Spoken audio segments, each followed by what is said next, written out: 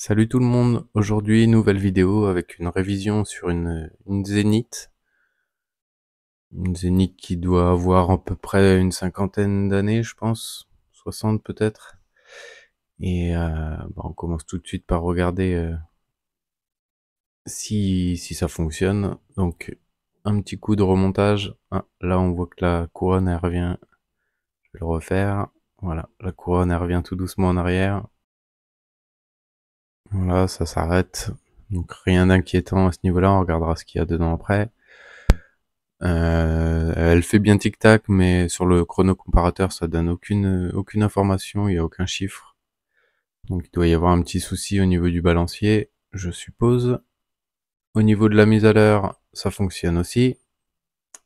Par contre, il y a la tige de la couronne qui bouge pas mal. On regardera ce que ça donne après. Niveau esthétique, là on voit une petite raye en plein milieu du verre. Pareil, c'est pas grand chose, hein. Ça a l'air le verre a l'air en bon état. Pas mal de crasse entre le boîtier et le verre. Le boîtier, lui, il a bien morflé.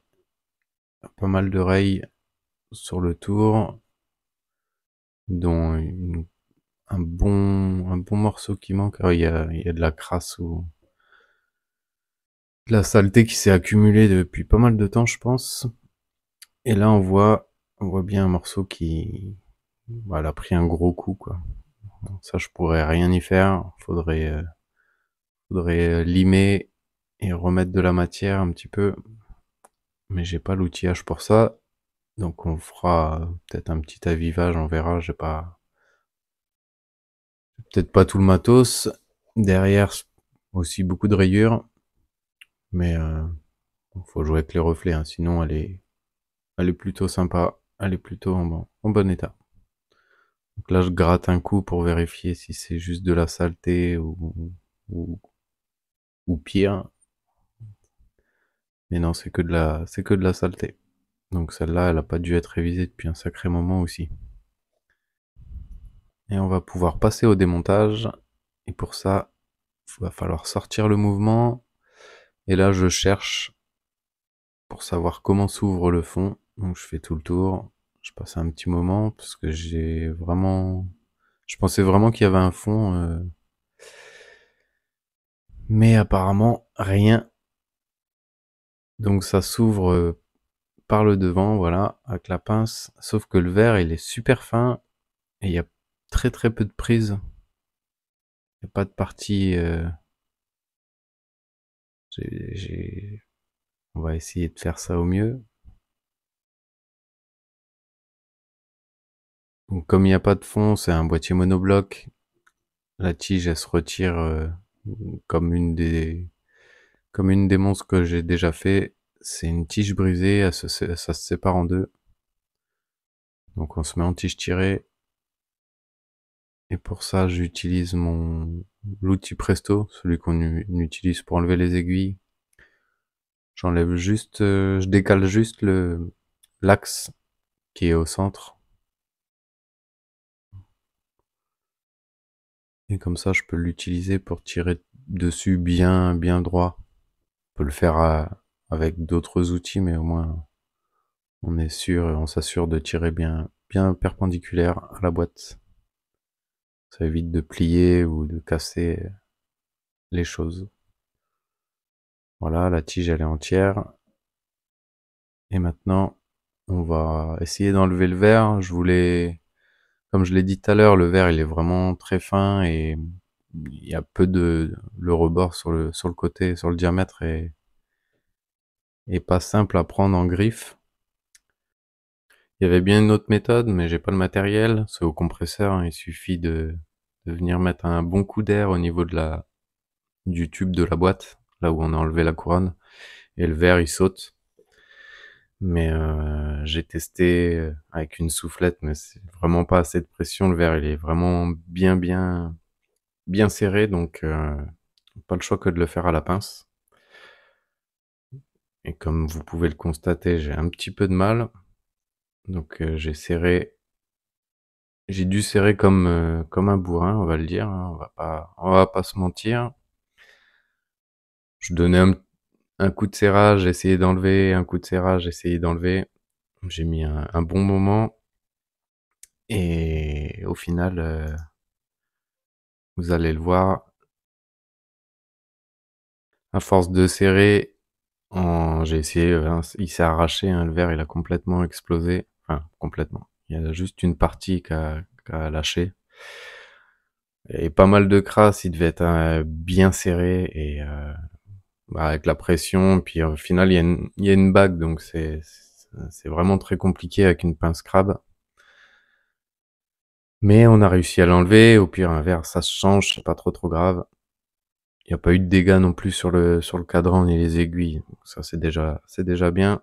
C'était vraiment très compliqué à enlever. Avec un compresseur, ouais, ça aurait été beaucoup plus simple. Maintenant qu'il y a plus le verre, ça sera plus facile. Il suffit de retourner le boîtier, le mouvement, il tapote un petit peu dessus si ça vient pas, mais même pas besoin. Donc là, un super mouvement, très joli. En bon état en tout cas. Avec le boîtier siglé Zénith. Et là, nous avons du coup le calibre, le 2310. Comme d'habitude, comme très souvent en tout cas, c'est noté sous le balancier. Voilà. Et là, on peut constater, en regardant d'un peu plus près, on voit que le spiral, il bat un peu n'importe comment. Les spires semblent collés. Ce qui explique que le chronocomparateur ne donnait aucun chiffre. Parce qu'il n'arrivait pas trop à capter le mouvement. Donc voilà pour le petit problème. On espère que c'est pas grand chose. C'est qu'il est simplement collé. Il n'y aura pas grand chose à faire à part un petit nettoyage. Au niveau des pivots, ça a l'air bon aussi. Donc on peut passer à la suite. On va enlever les aiguilles, mais avant ça, bah, je regardais, elles sont un peu tachées. Je me suis demandé si c'était récupérable sans trop de boulot. Ou juste en passant déjà un coup de Rodico pour voir ce que ça donnait. Pas grand chose à faire, on passera un coup d'alcool pour voir si ça part ou si ça commence à être oxydé, je sais pas trop. Mais ça bouge pas tellement. Donc on va enlever les aiguilles. Et pour ça, comme d'habitude, on aligne les aiguilles. Je mets une petite protection. On peut le servir d'une feuille de classeur ou un petit sachet, un petit pochon. Ça va aussi. On prend les leviers aux aiguilles. On se cale sous la roue des airs. Et on fait levier. Normalement, pas de souci à ce niveau-là. Voilà. On les retire. Bon là, j'ai pris un bout de Rodico. Ça a évité de les abîmer, de toucher le cadran aussi. Ensuite, on dévisse les deux vis qui viennent maintenir le cadran sur l'épaisseur du mouvement. Et on a accès au mouvement. Voilà, on peut voir sur le cadran, il y a une petite déformation. C'est au niveau du pied de cadran. Ça a dû être plié ou il y a eu un petit quelque chose. Et on se reconcentre sur le mouvement. Bah là, je vais enlever la chaussée. D'ailleurs, pour ceux qui voudraient voir ce type de chaussée, j'avais fait une vidéo là-dessus. Je vais pas redétailler. Ensuite, on retourne le mouvement.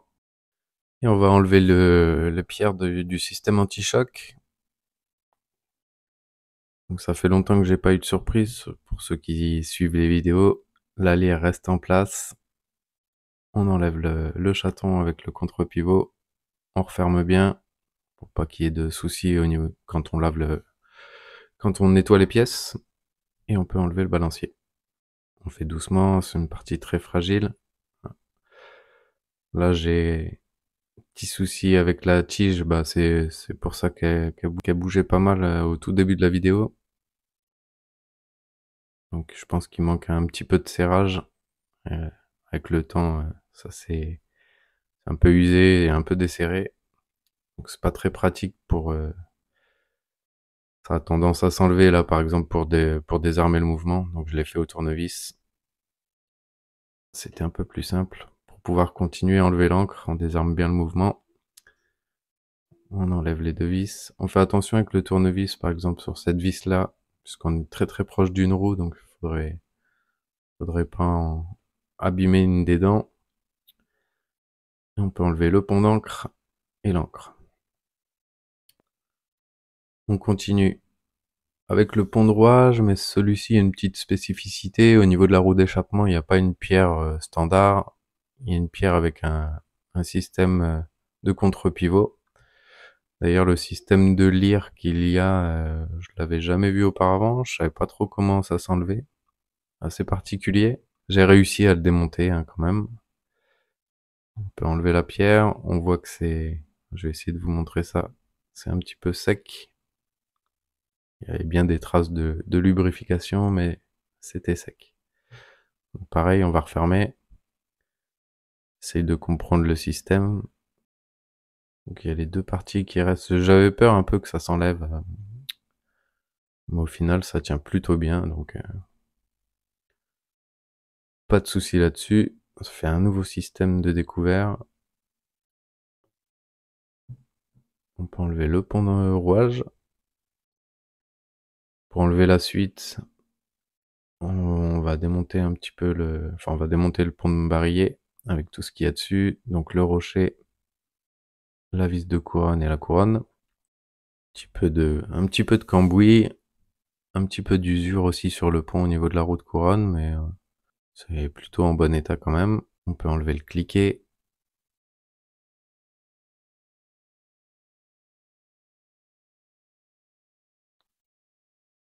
Bien faire un petit peu levier sur les extrémités du pont.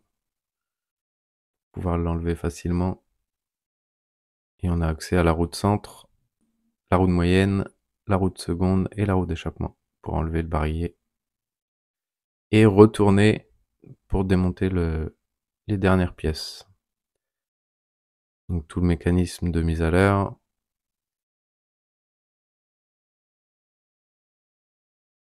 Voilà. Là, il y avait le petit ressort.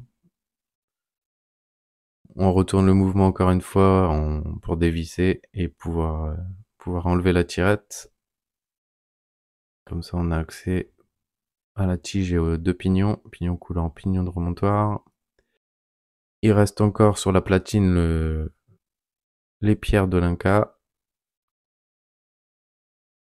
Et la dernière pièce à démonter, le barillet. L'arbre de barillet était pas mal serré dans le ressort parce que j'ai déjà eu un commentaire comme quoi c'était assez compliqué à ce niveau-là de l'enlever. J'avais fait une vidéo aussi.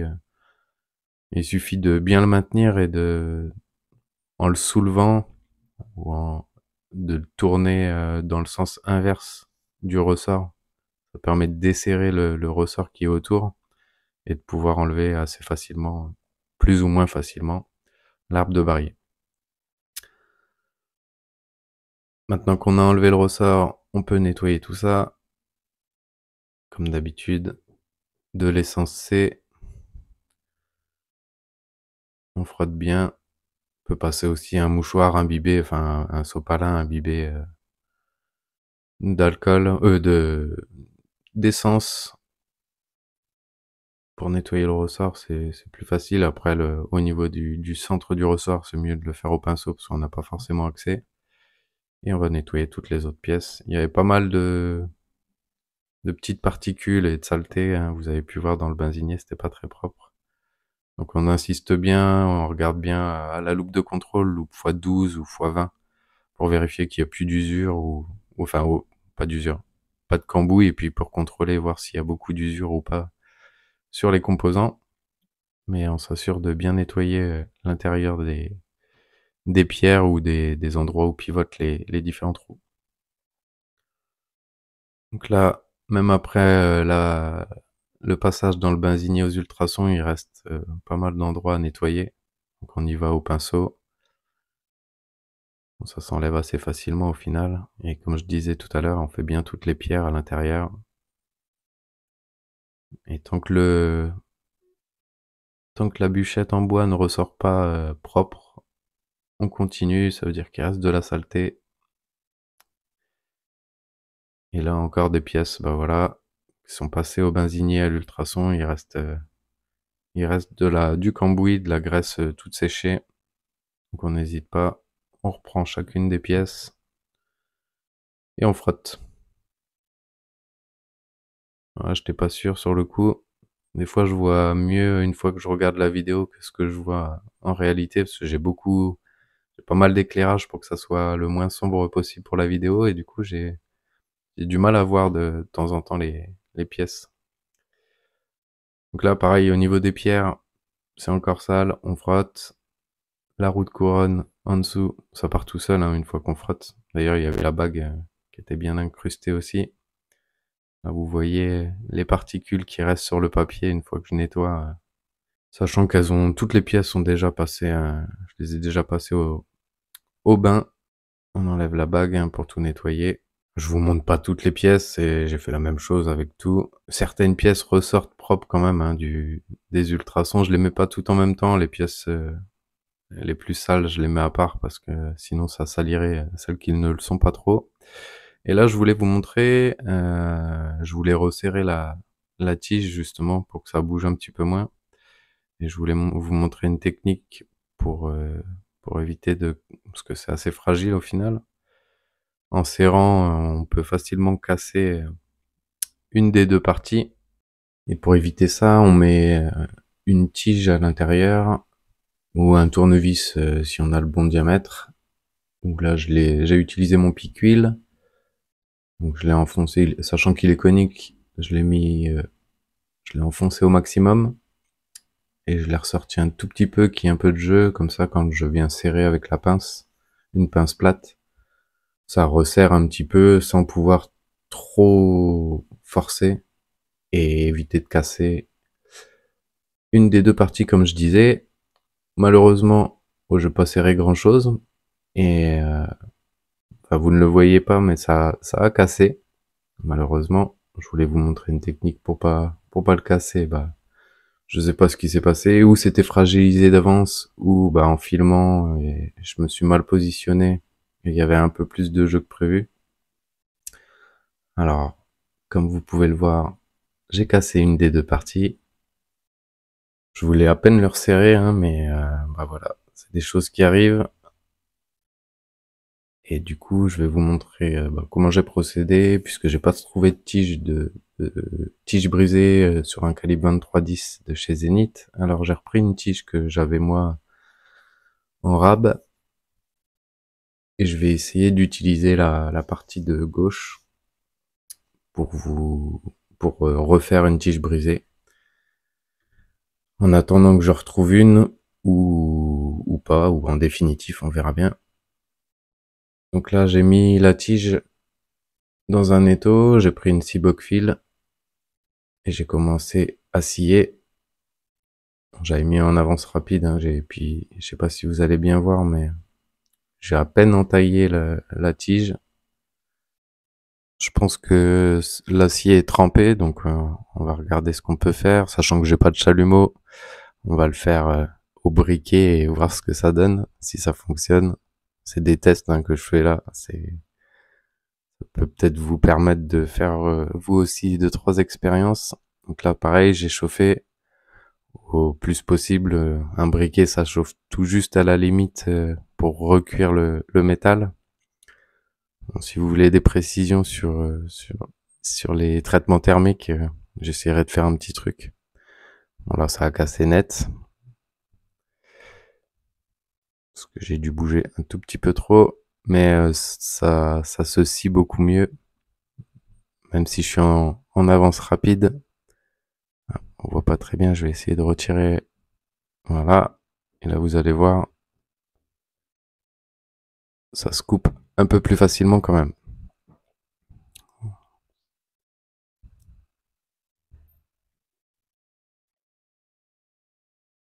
Une fois que j'ai coupé la partie dont j'ai besoin, je vais la nettoyer un petit peu, enlever les traces noires, refaire un plat avec une lime.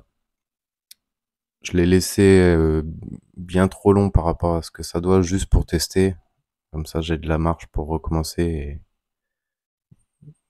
et je vais voir la technique que j'utilise. Je commence par faire une petite amorce avec une lime. Ça permet, une fois que je viens scier, que la lame de scie reste bien dans la petite trace. Et là, je scie toujours avec la scie fil. Je suis mis en avance rapide et je regarde comment ça se comporte. Ça a l'air d'être plutôt pas mal. Très dur d'être droit, mais j'ai réussi à entailler. Donc vous voyez la taille du définitif et mon premier test. Donc je remets à la même hauteur et je recommence l'opération. J'avais déjà fait mon trait à la lime et là il me restait à scier. C'est vraiment pas simple de rester, enfin d'être bien centré déjà. C'est c'est un petit peu du bricolage on va dire, mais c'était déjà pour tester. J'avais jamais essayé donc voilà. Donc on contrôle bien à la lime de temps en temps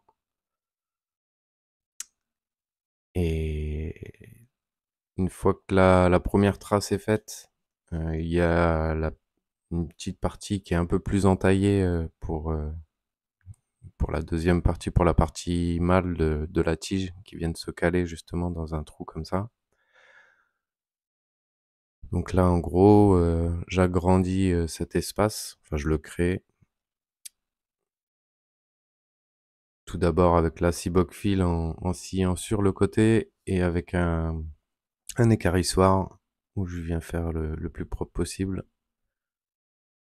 Et là, j'ai voulu faire un petit chanfrein avec ma lime. C'est vraiment pas le plus propre que j'ai déjà fait, mais voilà. Donc là, j'ai voulu tester. Donc j'ai réussi à insérer la tige, la partie mâle, mais c'était vraiment encore un peu trop serré. Donc j'ai malheureusement plié une des deux parties un tout petit peu. Donc j'essaye de réagrandir le trou. Et là on voit la partie qui est un peu pliée. Mais je fais le test quand même. C'est vraiment pas terrible, mais ça tient pour le moment. Parce que ça suffira pour faire les manipulations. Au final, ça tient pas mieux que la tige qu'il y avait avant. Donc c'est un peu dommage. Un tout petit peu quand même. Mais bon, ça permettra de faire les fonctions pour le moment. Donc on repart avec l'assemblage du mouvement. Comme d'habitude, la lubrification des différents composants. Pour la graisse bleue, c'est de la Moebius 9504.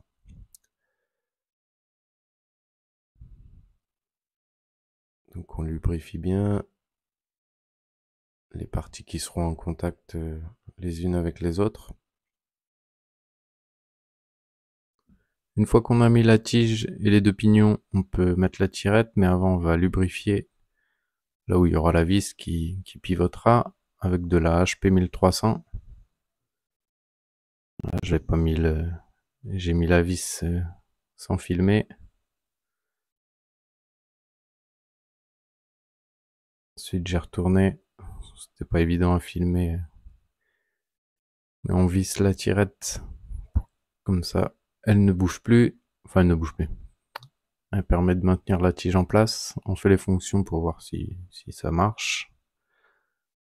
On reprend la suite du montage du mecha avec les différents composants. On n'oublie pas de le lubrifier. On pose le ressort de bascule avant de mettre la bascule.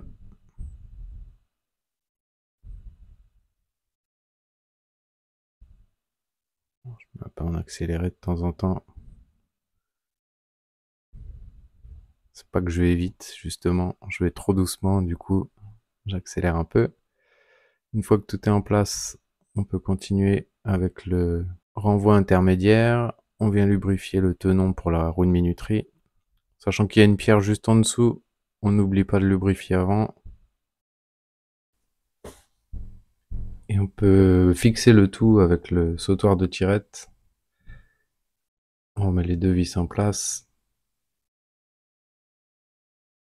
Je viens visser directement. Le tenon de la tirette était bien dans son support, donc pas de souci. On vient mettre un petit peu de graisse On fait les fonctions. J'en avais mis un petit peu trop, c'est pas très grave. On regarde qu'il y en ait bien partout, s'il y en a assez, il y a juste à nettoyer un petit coup pour le côté esthétique. Je remets 2 points de graisse sur la roue de minuterie parce qu'on voit qu'il y a une trace de frottement, donc j'hésite pas à mettre un tout petit peu. Et on finit de ce côté-là en remettant le chaton et le contre-pivot.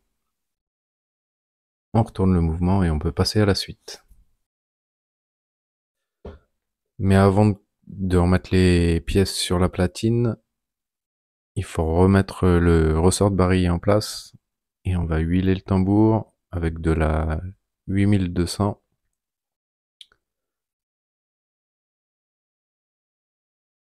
On repère la partie qui va venir bloquer la bride qu'il y a sur le ressort, c'est le petit morceau de ressort qu'il y a sur l'extrémité, là, ce que je tiens. On le positionne à peu près à l'endroit où il doit venir se clipser. De toute façon, en armant la pièce, le ressort va tourner et ça viendra se prendre forcément dans cette partie, mais si ça peut être mis dès le départ, c'est pas plus mal. Donc le plus dur, c'est vraiment de mettre le premier tour. Après, c'est une habitude aussi, surtout sur les remontages manuels, les barilles à remontage manuel, comme ça, c'est assez simple, normalement. Enfin, quand on a un peu l'habitude, c'est franchement pas compliqué. Et après, il suffit d'enrouler le ressort. Voilà, on arrive presque au bout.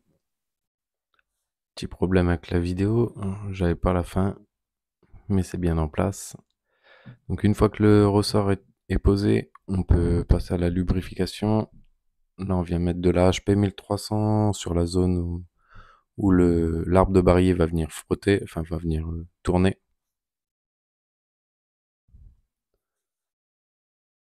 Ensuite, on pose l'arbre de barillet. Pour ceux qui n'ont pas trop l'habitude, parce que celui-ci par exemple est assez grand en diamètre par rapport à l'ouverture du ressort, donc on l'attrape bien, on le pince assez fort. On vient tourner dans le sens opposé de l'enroulement du ressort en appuyant légèrement sur l'arbre. Et normalement, il vient se positionner assez facilement, mais ça aussi, c'est une habitude à force. Ça se fait plus ou moins tout seul. On vient rajouter de l'huile sur le dessus du ressort, au niveau de l'arbre qui pivotera dans le couvercle, et on positionne le couvercle. On clipse bien. Voilà. On vérifie avant de le poser que c'est bien fermé. Donc on pose le barillet, la roue d'échappement, la roue de seconde, la roue de moyenne. Avant de poser la roue de centre, pareil, un petit point de lubrification, ici de la HP 1300.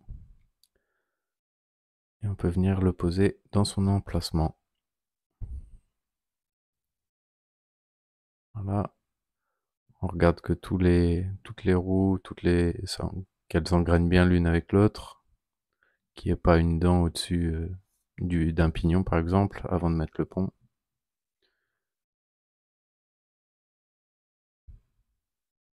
On pose le pont de barillet et on vient le fixer.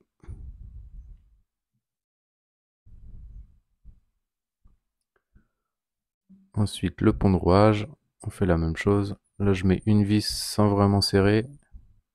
Ça évite qu'il s'en aille le temps que je positionne les roues, les pivots dans les pierres. Et avant de serrer complètement, voilà, je tourne un tout petit peu la roue de centre. On voit que tout le rouage tourne librement. Donc on peut venir fixer la deuxième vis et serrer la première. Donc là je viens mettre de l'huile de la HP 1300 sur le mobile de centre, enfin dans la pierre du mobile de centre et le mobile de moyenne. Et je mets de la 9010 pour la roue de seconde ainsi que la roue d'échappement. Donc je viens déverrouiller la lyre, je viens poser mon petit point d'huile et je remets en place. C'est pas le plus simple cette lyre pour la lube. Vérifie que la goutte est bien au centre. On est bon. Donc on passe à la suite. On vient remettre les éléments sur le pont de barillet. Donc ici le ressort de cliquet.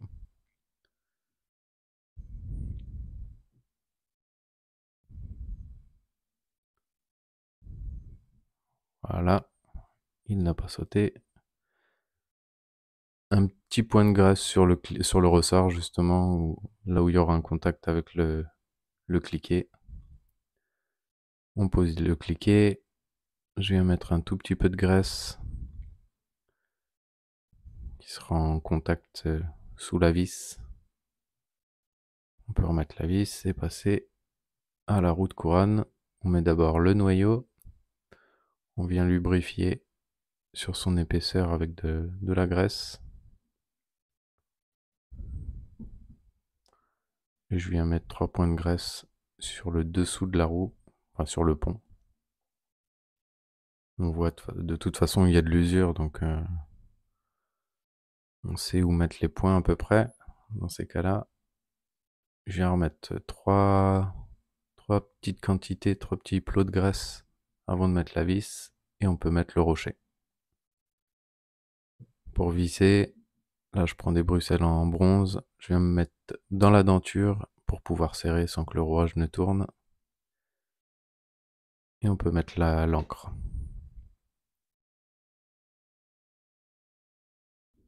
On visse le pont, on s'est bien assuré avant que le pivot est bien dans la pierre. On poursuit avec la mise en place du pont de balancier, avec le balancier spirale déjà dessus. De toute façon, c'est rare que je les enlève, sauf s'il y a besoin d'un plus gros nettoyage ou même d'une grosse retouche au niveau du spiral, parfois c'est plus simple de les enlever. Donc là, je le positionne. Voilà. J'essaye de faire partir le balancier. Je me demande pourquoi ça ne part pas. Rien de bien compliqué. J'ai pas armé la pièce. Donc ça marche moins bien forcément. Puis en plus, il n'y a pas la pierre au niveau du pont. Le pont, il est encore pas fixé, donc voilà. Mais là, ça va déjà beaucoup mieux. Comme on peut le voir, là, le spiral va déjà beaucoup mieux qu'au départ. Donc juste comme je disais, un simple nettoyage et c'est tout bon. On positionne les pierres d'anti-choc.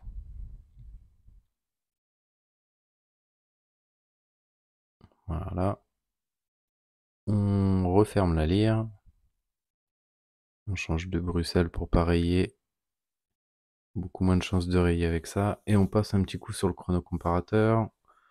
On a des perfs qui sont plutôt très très bien. Donc pas besoin de changer de ressort. Au niveau de la marche, on a 3 secondes avec un delta de 15. Donc c'est plus que bien. J'aurais pu diminuer un petit peu le repère, mais ça me dérange pas trop. La montre, elle part après quelques tours de couronne. Donc ça ira très bien. 0,3, c'est largement dans la norme. Une fois que le mouvement est réglé, on continue, on repose la chaussée, on n'oublie pas de graisser avant, surtout à cet endroit-là. C'est un endroit qui peut facilement gripper si on met pas de graisse, donc surtout pas oublier. Avant de clipser complètement la chaussée sur son axe, on vérifie bien que les deux dentures avec le mobile de minuterie ne soient pas l'une sur l'autre, sinon au moment de clipser, on risquerait d'abîmer et de marquer une des dents de la roue de minuterie. Une goutte d'HP 1300 entre la chaussée et la roue des heures, c'est pas obligatoire, ça je le dis aussi de temps en temps. Parce que le mouvement entre les deux est vraiment très très lent, c'est deux matières différentes, donc c'est pas forcé, mais une petite quantité, ça peut aller aussi. On remet les vis de cadran, parce qu'elles étaient tombées au nettoyage dans le bain ultrason.